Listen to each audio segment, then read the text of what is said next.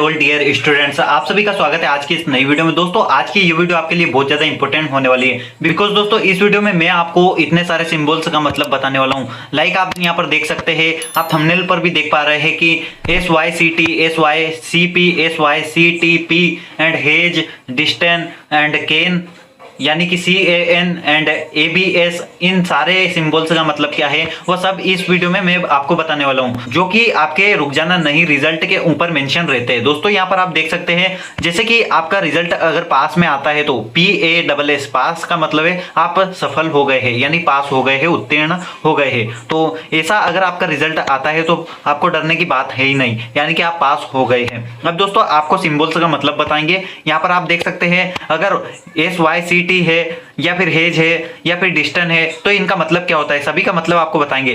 देखिए दोस्तों, अगर आपके रिजल्ट पर SYCT मेंशन है, इसका मतलब आप थ्योरी में फेल हो चुके हैं।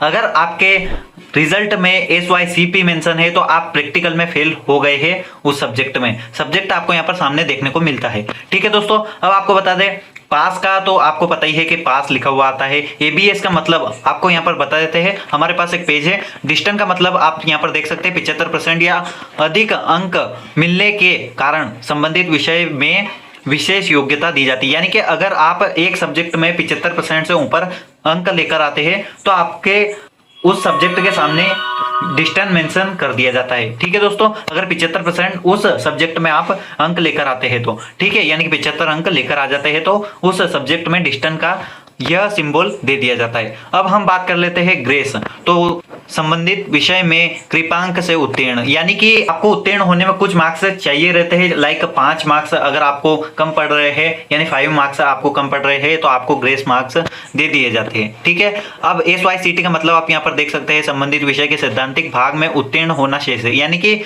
आपके संबंधित विषय यानी कि 5 से 6 सब्जेक्ट जो आपके रहते हैं, 5 से 6 सब्जेक्ट में आप SYCT का मतलब है कि आप थ्योरी में फेल हो चुके हैं। ओके, यानी कि थ्योरी में आप पास नहीं हुए हैं। और यहाँ पर SYCP का मतलब है संबंधित विषय के प्रायोगिक भाग में उत्तीर्ण होना शेष है, यानी प्रायोगिक भाग में आप, यानी कि प्रायोगिक सब्जेक्ट जो आपका रहता है प्रैक्टिकल, उसमें आप फेल हो चुके हैं।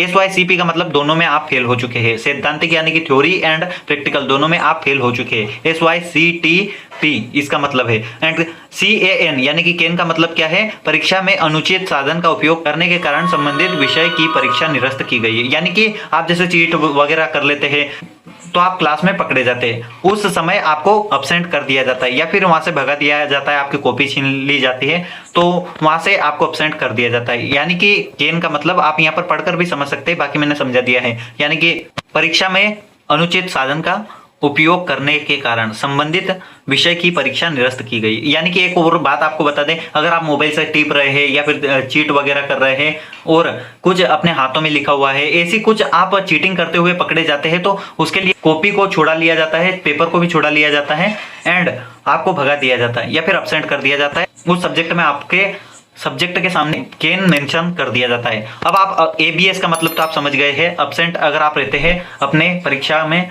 तो आपको ABS यानी कि अब्सेंट कर दिया जाता है और अब्सेंट मेंशन रहता है आपके उस सब्जेक्ट के सामने। ठीक है, पास का मतलब आपको पता ही है, जरूरत नहीं है बताने की। एंड हेज का मतलब आप यहाँ पर देख सकते हैं, परीक्षा में बेस्ट ऑफ 5 के आधार पर तैयार किया जाता है, यानी कि आप बेस्ट ऑफ 5 पर पास हुए हैं और 6 सब्जेक्ट आपके रहते हैं, यानी कि 5 सब्जेक्ट में आप पास हो जाते हैं और जिसमें भी सबसे कम 5 सब्जेक्ट के आपके अंक जुड़ जाते हैं और जिसमें सबसे कम रहता है उस सब्जेक्ट को हटा दिया जाता है। यानी कि 6 सब्जेक्ट रहते हैं, बेस्ट ऑफ 5 से आपको पास किया जाता है एंड हेज लगा दिया जाता है जिस भी सब्जेक्ट में आपको सबसे कम मार्क्स है।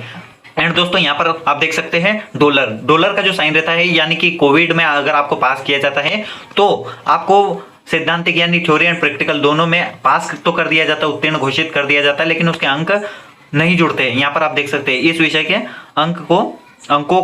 इस विषय के अंकों को परीक्षा फल गणना में शामिल नहीं किया गया है।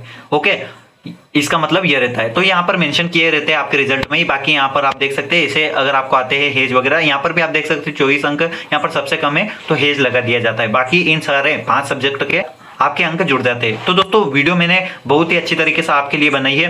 वीडियो आपको कैसी लगी कमेंट बॉक्स में कमेंट करके जरूर बता दीजिएगा। एंड ऐसी और वीडियोस पाने के लिए चैनल को जरूर सब्सक्राइब कर लीजिए ताकि आने वाली वीडियोस का नोटिफिकेशन आपको सबसे पहले प्राप्त हो। चलिए मिलते हैं आपसे नेक्स्ट वीडियो में। Thanks for watching this video.